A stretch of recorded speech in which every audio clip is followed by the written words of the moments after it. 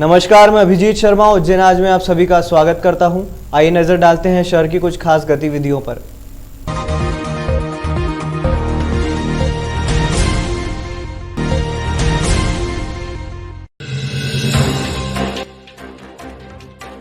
इस वक्त की बड़ी खबर सामने आ रही है। जी हां, सीएम की अध्यक्षता में हुई कोरोना की समीक्षा बैठक में महत्वपूर्ण निर्णय हुए हैं। बैठक के बाद महत्वपूर्ण निर्णय हुए हैं। मध्य प्रदेश में कोरोना नियंत्रण में है। प्रदेश में 35 जिले ऐसे हैं जहां एक भी पॉजिटिव केस नहीं आया है। पहली बार ऐसा हुआ है कि एक्टिव केस घट के 1000 के नीचे पहुंच गए हैं। तो यह बड़ी खबर है। ऐसी स्थिति में रविवार का कोरोना कर्फ्यू तत्काल प्रभाव से समाप्त किया जा रहा है। रात्रिकालीन कोरोना कर्फ्यू पूर्व की तरह जारी रहेगा। तो आम जनता के लिए खुशखबरी है। रविवार को दुकानें कोविड प्रोटोकॉल और कोविड अनुकूल व्यवहार के साथ खोली जा सकेगी। तो लगातार गतिविधियों के साथ बने रहिए सिटी 24 उज्जैन। शहर में युवक की तलवार से गर्दन काटने का मामला सामने आया है। शहर के ग्राम कोकलाखेड़ी में रहने वाले युवक पर किराना दुकान संचालक ने तलवार से उस वक्त हमला कर दिया जब वो पाउच खरीदकर बाइक पर बैठ रहा था। खास बात यह है कि आरोपी की भाभी ने ही पुलिस को बयान दिए कि देवर ने तलवार से युवक की गर्दन काटकर हत्या की है। नानाखेड़ा पुलिस ने हत्या का प्रकरण दर्ज कर आरोपी की तलाश शुरू की है। सुमेर सिंह पिता प्रहलाद सिंह 47 वर्ष निवासी कोकलाखेड़ी शुक्रवार रात सोयाबीन के लिए दवा खरीदने तपोभूमि गया था, जहां से लौटते समय वो ग्राम छायन स्थित विष्णु प्रजापत की किराना दुकान पर रुका। यहां से सुमेर सिंह ने पाउच खरीदा और अपनी बाइक पर बैठकर स्टार्ट करने लगा। तभी पीछे से विष्णु प्रजापत तलवार लेकर आया और सुमेर सिंह की गर्दन पर वार कर दिया। ग्रामीणों ने इसकी सूचना सुमेर के परिजनों को दी। उसके पुत्र भानु प्रताप सिंह ने बताया कि सूचना मिलते ही अंकल के बेटे के साथ कार से वो छायन पहुंचा तो देखा कि पिता खून से लथपथ पड़े थे। उन्हें तुरंत कार में डालकर प्राइवेट अस्पताल लाए, जहां डॉक्टरों ने परीक्षण के बाद उन्हें मृत घोषित कर दिया। सुमेर के भतीजे ने बताया कि अंकल ने सिर्फ इतना कहा कि विष्णु ने तलवार मारी है। विष्णु प्रजापत की भाभी कृष्णा ने नानाखेड़ा पुलिस को बताया कि विष्णु ने ही तलवार से सुमेर सिंह पर हमला कर उसकी हत्या की है। विष्णु के भतीजे ने बताया कि अंकल जब सुमेर सिंह पर हमला कर रहे थे तो शोर सुनकर घर पर हम बाहर निकले, सुमेर सिंह को बचाने गए तो विष्णु प्रजापत हमारे पीछे तलवार लेकर दौड़ा था। हमने घर में घुसकर जान बचाई। शहर के जयसिंहपुरा में फ्लिपकार्ट के डिलीवरी बॉय से मोबाइल छीनकर भागे आरोपी को पुलिस ने गिरफ्तार कर लिया है। आरोपी बिना रुपए दिए ही डिलीवरी बॉय से मोबाइल छीनकर भाग गया था। पुलिस में फरियादी ने रिपोर्ट दर्ज करवाई थी। आरोपी से पुलिस ने मोबाइल जब्त किया है। दरअसल उज्जैन में मोबाइल छीनकर भागने का अनोखा मामला सामने आया है। यहां आरोपी युवक ने फ्लिपकार्ट से मोबाइल बुक करवाया था।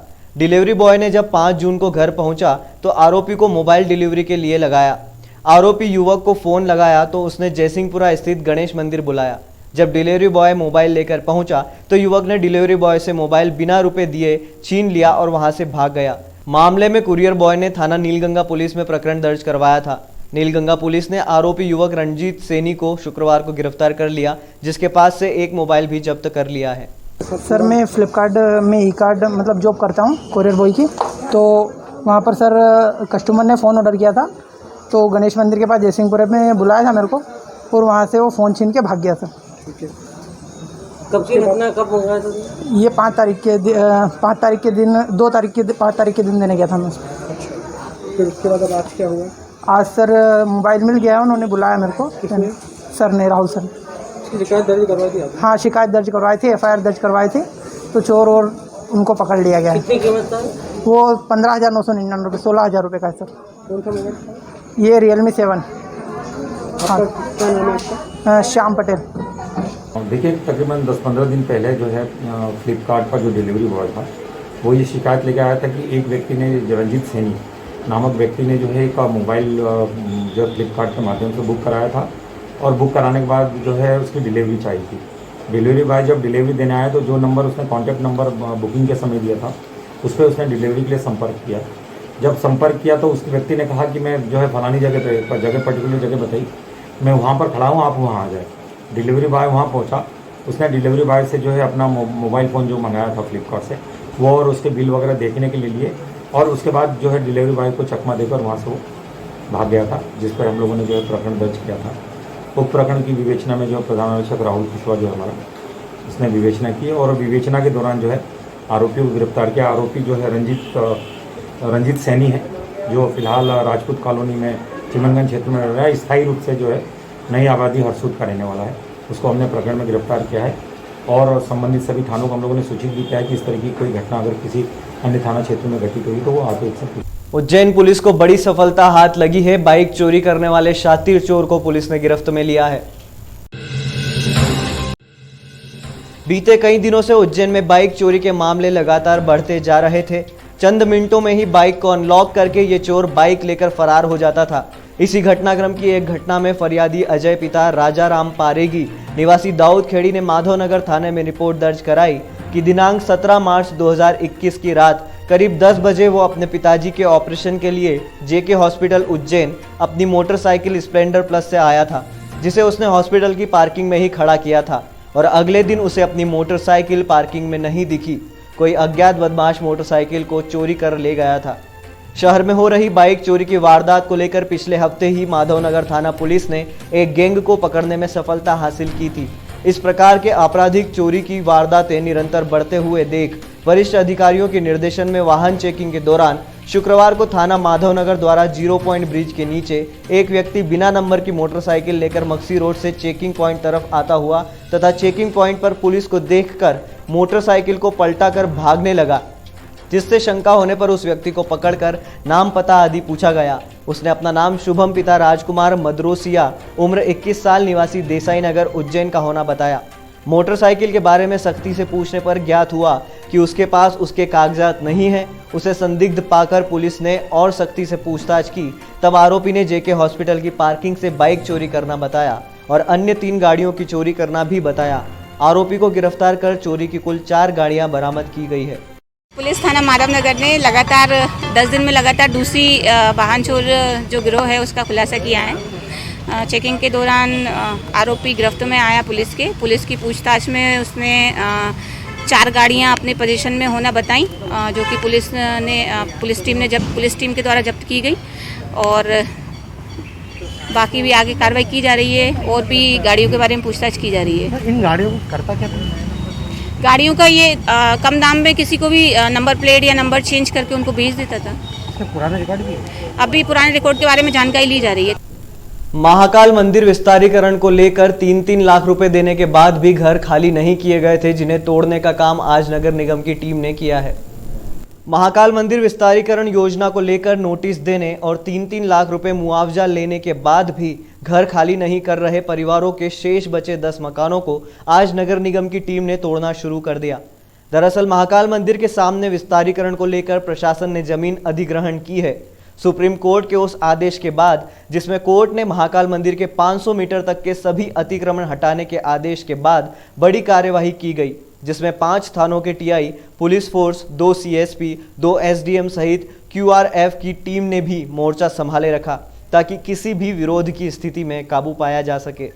एसडीएम संजीव साहू ने बताया कि महाकाल मंदिर विस्तारीकरण को लेकर चल रहे कामों में बाधा बन रहे बेगम बाग क्षेत्र के 250 मकानों में रहने वाले परिवारों को जिला प्रशासन बहुत पहले ही घर खाली करने का नोटिस दे चुका था। घर खाली करने के एवज में मुआवजे के रूप में 3-3 लाख रुपए भी दिए जा चुके हैं, जिसमें से 20 मकानों के परिवार वालों ने मुआवजा लेने के बाद भी घर खाली करके जगह छोड़ने को तैयार नहीं थे।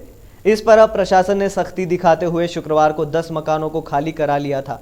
आज फिर सुबह टीम दल बल के साथ पहुंची और बाकी बचे 10 घरों को खाली करके सभी 20 मकानों को गिराने की कार्यवाही शुरू कर दी गई। महाकाल मंदिर क्षेत्र अंतर्गत आने वाले बेगम बाग क्षेत्र के 250 मकानों के लिए मंदिर समिति की ओर से 7 करोड़ 50 लाख की राशि स्वीकार की गई है। सुप्रीम कोर्ट के आदेशानुसार ये कार्यवाही की जा रही है। अब बाकी बचे सभी 230 घरों को सोमवार तक की डेडलाइन प्रशासन ने दे दी है और कहा है कि बैंक डिटेल दे दें ताकि मुआवजे की राशि ट्रांसफर की जा सके, नहीं तो बलपूर्वक कार्यवाही की जाएगी। यहाँ मकान हटाने की कार्रवाई कर रहे हैं। इसमें जो लगभग 250 परिवारों के आसपास है, उनको जो है 3-3 लाख रुपए देने का जो है प्रावधान किया गया है। तो उसी के तहत जो है 20 लोगों ने यहाँ जो पैसे ले लिए थे, उनके मकान हटाने की कार्रवाई कल से चल रही है। 10 लोगों के कल मकान हमने हटाए थे, 6-7-10 लोगों के मकान हम हटा रहे हैं और इसके बाद हम बाकी जो लोग हैं उनसे यही अनुरोध कर रहे हैं कि सोमवार तक हमको सभी लोग अपने खाते दे दें ताकि हम उनके खाते में पैसे ट्रांसफ़र करें और मंगलवार से हम जो है उसको पूर्ण रूप से हटाने की कार्रवाई करेंगे। यहाँ एक तो महाकाल थाना जो है वो आएगा और उसके अतिरिक्त पार्किंग वगैरह का जो है प्लानिंग है। विक्रम विश्वविद्यालय के कुलपति अखिलेश कुमार पांडे की फेसबुक आईडी हैक कर ली गई है। कुलपति ने साइबर सेल में इसकी सूचना दी है। विक्रम विश्वविद्यालय के कुलपति अखिलेश पांडे की फेसबुक आईडी पर बिहार का युवक लोगों से रुपए की मांग कर रहा है। कुलपति अखिलेश कुमार पांडे ने इसकी शिकायत साइबर सेल को की है। अपनी हैक हुई आईडी को ब्लॉक करवा दिया है। कुलपति का कहना है कि मेरे फेसबुक आईडी में फ्रेंड के रूप में कई लोग शामिल हैं। हमने इसकी शिकायत साइबर सेल में कर दी गई है और मैंने फेसबुक आईडी को ब्लॉक कर दिया है।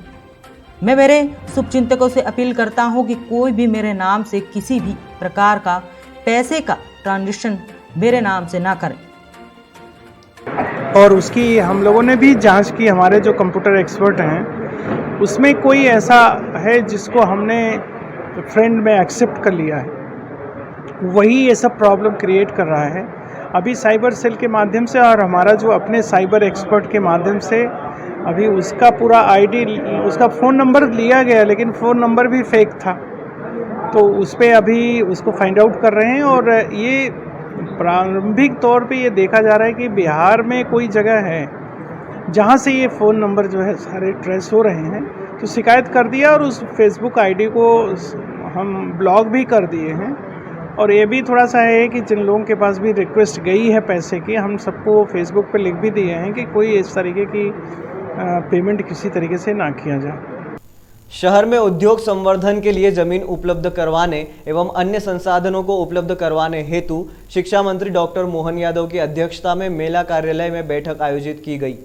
शहर के बृहस्पति भवन में जिला प्रशासन के कलेक्टर आशीष सिंह और कुलपति विक्रम विश्वविद्यालय व आला अधिकारियों के साथ प्रदेश सरकार के उच्च शिक्षा मंत्री मोहन यादव ने मीटिंग की। कोरोना संकट के बीच मध्य प्रदेश सरकार महाकाल की नगरी में उद्योग लगाने जा रही है। बताया जा रहा है कि प्रदेश के मुख्यमंत्री शिवराज सिंह चौहान की सरकार उज्जैन जिले में 9000 महिलाओं को रोजगार देगी। कैबिनेट मंत्री डॉक्टर मोहन यादव ने उद्योग विभाग की बैठक में निर्णय लिया है कि रोजगार के नए नए अवसर लेकर शहर में अब उद्योग खुले जाएंगे। मुख्यमंत्री शिवराज सिंह चौहान इस मामले में गंभीर हैं। उन्होंने रेडीमेड का बड़ा उद्योग लगाने के प्रयास की बात भी कही, जिसमें 9000 महिलाओं को रोजगार मिलेगा। जब तक प्रदेश सरकार में शिवराज सिंह की सरकार है, तब तक हमारी कोशिश रहेगी कि हम प्रदेश में हर संभव प्रयास करें कि शहर से बेरोजगारी को खत्म किया जाए और छोटे से लेकर बड़े उद्योगों को स्थापित कर बेरोजगार व्यक्तियों को रोजगार देने का काम भी हम करेंगे। जल्द से जल्द उद्योगों को स्थापित किया जाएगा। देखिए, ये हमारे लिए सौभाग्य की बात है कि हमारा अपना जो वर्तमान के जो पुराने औद्योगिक क्षेत्र हैं, चाहे आगर रोड हो, मुक्सी रोड हो या देवास रोड हो, ये सारे भर गए हैं। ऐसे में अब नए उद्योगों की दृष्टि से कई सारे इंडस्ट्रियों के लोग और नई उद्योग नीति माननीय यशस्वी मुख्यमंत्री ने जो अनाउंस की है, उस आधार पर बहुत सारे उद्योग आने की संभावना है। तो मेरा प्रयास है कि हमारे अपने उज्जैन में और ख़ास करके उज्जैन तो पुराने समय में मिलों के कारण से उद्योग की बड़ी नगरी के नाते जाना जाता था, तो वो उद्योग के लोगों की ज़मीनों की दरकार है। लोग ज़मीन लगा करके उसमें अपने उद्योग स्थापित करना चाहते हैं, तो उद्योग से रोज़गार मिलता है। यद्यपि हमारे यहाँ धार्मिक दृष्टि से पर्यटन के लिए रोज़गार मिलता है, लेकिन बड़े पैमाने पर अब रेडीमेड गारमेंट्स और अन्य अन्य पोहा क्लस्टर, फूड पार्क, कई सारी इंडस्ट्रियाँ आने को तैयार है। तो उस दृष्टि से जो इंडस्ट्री के दोनों विभाग MSME और mega industry, heavy industry ministry, दोनों के अधिकारियों को बिठा करके और कलेक्टर के साथ तालमेल करके हमने कोशिश की है कि हमारे यहाँ वो ज़मीन आरक्षित करके विभाग को दिलवा दी जाए, ताकि उद्योग विभाग अपनी कार्रवाई करे, जिसके माध्यम से उद्योग लगाए जा सके। महाकाल मंदिर निर्माण के दौरान नीचे दब चुके पुरावशेषों को परीक्षण के लिए फिर से बाहर निकाला जा रहा है। पुरावशेषों की सुरक्षा व्यवस्था अब पुरातत्व विभाग करेगा। महाकाल मंदिर परिसर की खुदाई में पुराने मंदिर के अवशेष मिले थे। इन अवशेषों को फिर मिट्टी में दबा दिया गया था। हाल ही में पुरातत्व विभाग के विशेषज्ञों की निगरानी में इन्हें फिर से बाहर निकाला है। पुरातत्व विशेषज्ञ ध्रुवेंद्र जोधा के अनुसार पुरावशेषों को सुरक्षित रखा जाएगा तथा उनका अध्ययन करेंगे। पूर्व में निकले अवशेषों को मिट्टी से फिर से बाहर निकाला है। अभी इन अवशेषों को लेकर कुछ भी नहीं कहा जा सकता है। इनका परीक्षण करने के बाद ही इनके बारे में प्रामाणिक जानकारी मिलेगी। करीब 20 फीट खुदाई में यह अवशेष मिले हैं। गौरतलब है कि खुदाई में परिसर से मिले पुरावशेषों को संग्रहित किया जा रहा है। मंदिर प्रबंध समिति के अध्यक्ष कलेक्टर आशीष सिंह का कहना है कि खुदाई के काम की निगरानी पुरातत्व विभाग की देखरेख में की जा रही है। विभाग का एक व्यक्ति वहां मौजूद रहता है। उनकी देखरेख में ही इन पुरावशेषों को रखा जा रहा है। महाकाल मंदिर क्षेत्र में रहने वाले रहवासियों और व्यवसायियों ने प्रस्तावित चौड़ीकरण के खिलाफ मोहन यादव को ज्ञापन सौंपा। सुप्रीम कोर्ट के आदेश अनुसार जिला प्रशासन द्वारा महाकाल मंदिर क्षेत्र को विस्तार दिया जा रहा है। इसकी शुरुआत में मंदिर के सामने के 11 भवनों को अधिग्रहित किया जा रहा है। इन 11 मकानों में रहने वाले रहवासियों और व्यापार करने वाले व्यापारियों ने अवधेश जोशी के नेतृत्व में मंत्री मोहन यादव को ज्ञापन देकर इस काम को रोके जाने की मांग की है।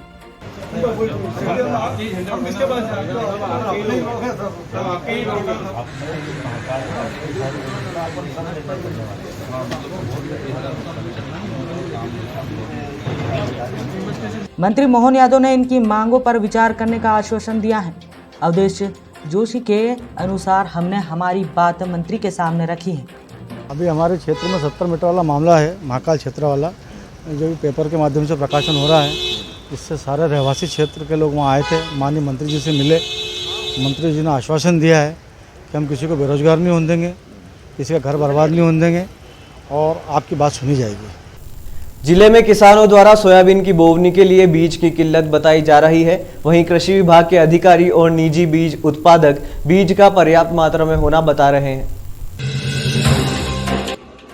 उज्जैन जिले में खरीफ सीजन के लिए किसानों द्वारा सोयाबीन को प्रमुखता से बोया जाता है।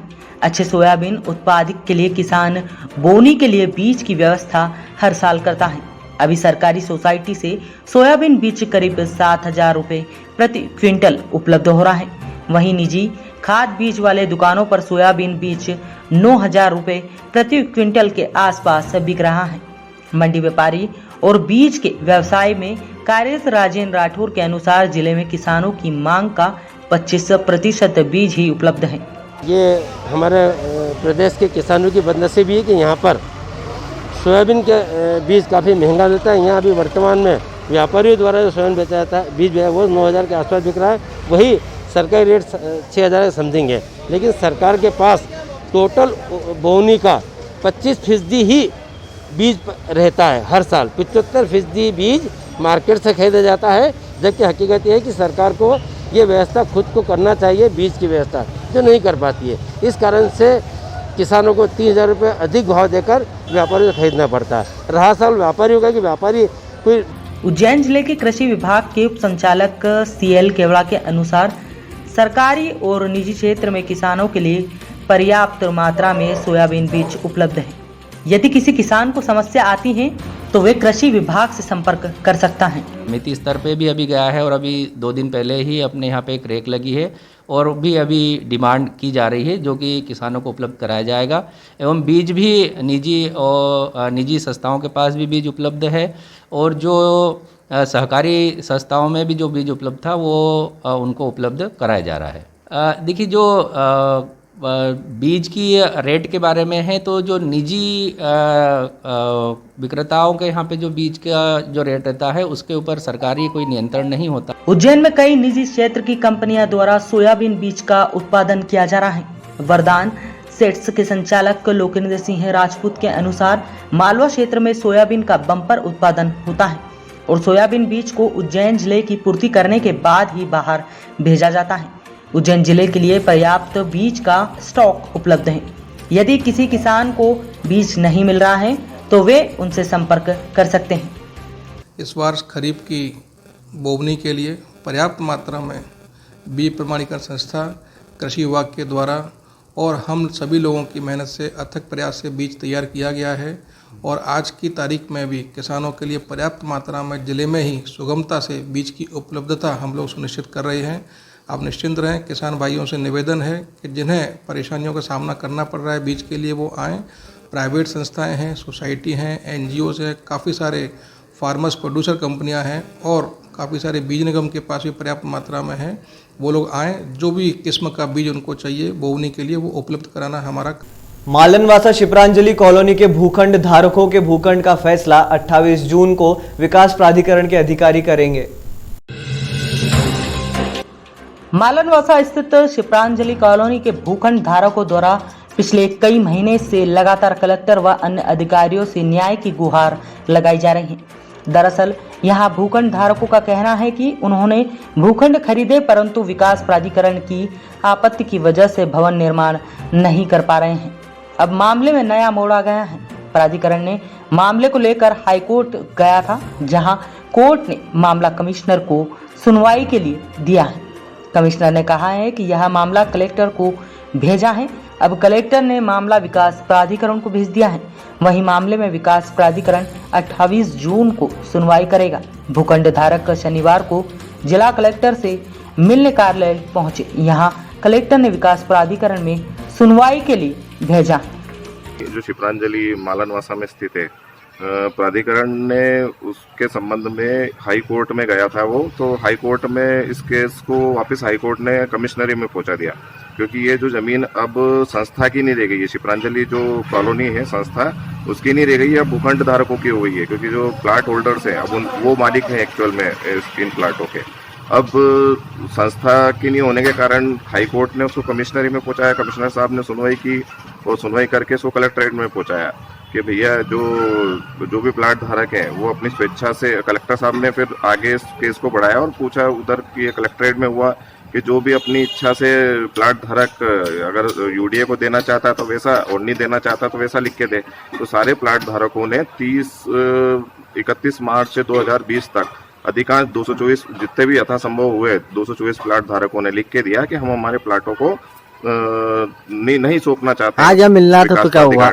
अब आज हम जब कलेक्टर साहब से मिलके आए तो उन्होंने हमें आश्वासन दिया कि 28 तारीख जो आ रही है जून की, तब कल्याणी पांडे मैडम UDA में है, उनसे जाके मिलना है और आश्वस्त किया कि उचित निर्णय लिया जाएगा सभी लोगों के लिए। तो पहले भी मीडिया ने इसमें अहम भूमिका निभाई है और हम चाहते हैं सभी लोगों को न्याय मिले। जिला विधिक सेवा प्राधिकरण द्वारा शहर में रक्तदान शिविर का आयोजन किया गया। उज्जैन में आज मध्य प्रदेश उच्च न्यायालय जबलपुर एवं मध्य प्रदेश राज्य विधिक सेवा प्राधिकरण जबलपुर के निर्देशानुसार जिला न्यायाधीश एवं अध्यक्ष जिला विधिक सेवा प्राधिकरण उज्जैन NP सिंह के मार्गदर्शन में जिला विधिक सेवा प्राधिकरण द्वारा रक्तदान शिविर का आयोजन किया गया। इस रक्तदान शिविर में न्यायाधीश, न्याय विभाग के कर्मचारी और अभिभाषक द्वारा रक्तदान देकर महत्वपूर्ण योगदान। जब रक्तदान शिविर जिला न्यायालय परिसर में चल रहा था, उस दौरान जितने भी रक्तदान करने वाले थे उनके द्वारा कोरोना गाइडलाइन का पालन करते हुए वे सभी दिखाई दिए। रक्तदान शिविर में पहुंचे रक्तदान करने वालों की भीड़ उत्साहित दिखाई दे रही थी। सर्वप्रथम अपर न्यायाधीश अंबुज पांडे जिला न्यायालय और उज्जैन द्वारा रक्तदान किया गया। दूसरे स्थान पर अपनी ID जिला न्यायालय वैभव मंडलोई द्वारा और तीसरे स्थान पर न्यायिक मजिस्ट्रेट प्रथम श्रेणी के दिलीप दुबे द्वारा रक्तदान कर एक अच्छा संदेश दिया। उसके बाद सभी न्यायाधीशों ने महिला पुरुष मिलकर इस महारक्तदान में भागीदारी निभाकर यह साबित कर दिया है कि रक्तदान देने से किसी भी प्रकार की कोई कमजोरी नहीं होती है। रक्तदान देना ही महादान के बराबर है।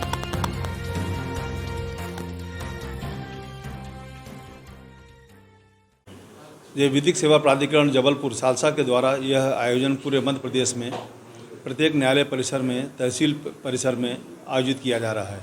इसका मुख्य उद्देश्य यह है कि लोगों को रक्तदान के लिए जागरूक करना है, उनको यह संदेश देना है कि रक्तदान से किसी प्रकार की शारीरिक कमजोरी नहीं आती है और इस रक्तदान से वे एक मानव जीवन की सेवा के लिए और एक नया जीवन दान देने का प्रयास करेंगे। क्योंकि कई बार कैसा होता है कि कई मरीजों की मृत्यु रक्त नहीं होने से हो जाती है। इस कारण से रक्त पर्याप्त मात्रा में उपलब्ध रहे, जिससे कि ये कैंप आयोजित किया गया है और पूरे मध्य प्रदेश में किया जा रहा है। तो इससे जो ब्लड की जो कमी है वो दूर हो जाएगा और जो गंभीर रूप से बीमार आदमी हैं उनको ब्लड के लिए इधर उधर भटकना नहीं पड़ेगा। और हमारे पूरे न्यायाधीश, तृतीय वर्ग कर्मचारी, चतुर्थ वर्ग कर्मचारी और अधिवक्ता संघ को भी हमने सूचना किया है और बड़ी संख्या में वो लोग मौजूद हैं। और इस अवसर पर हमें उम्मीद है कि यह आयोजन अपने मध्य प्रदेश स्तर पर बहुत सफल रहेगा और रक्तदान के लिए और भी आगे हम इसके लिए प्रयास करेंगे कि जो लोग महीने 2 महीने में और करना चाहते हैं वो कर सकते हैं। इसमें हमारे यहाँ इसमें एक जो संरक्षक है उसमें नालसा की तरफ से आया, सालसा की तरफ से, उसमें ये बताया कि उसने 40 बार ब्लड डोनेशन दिया है। तो ये संदेश देना चाहते हैं कि ब्लड डोनेशन कई बार देने से भी शारीरिक रूप से कमजोरी नहीं आती, बल्कि ये स्वास्थ्य के लिए लाभदायक भी बताया गया है।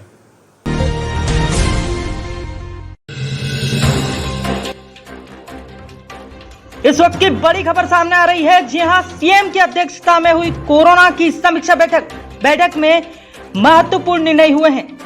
बैठक के बाद महत्वपूर्ण निर्णय हुए हैं। मध्य प्रदेश में कोरोना नियंत्रण में है। प्रदेश में 35 जिले ऐसे हैं जहां एक भी पॉजिटिव केस नहीं आया है।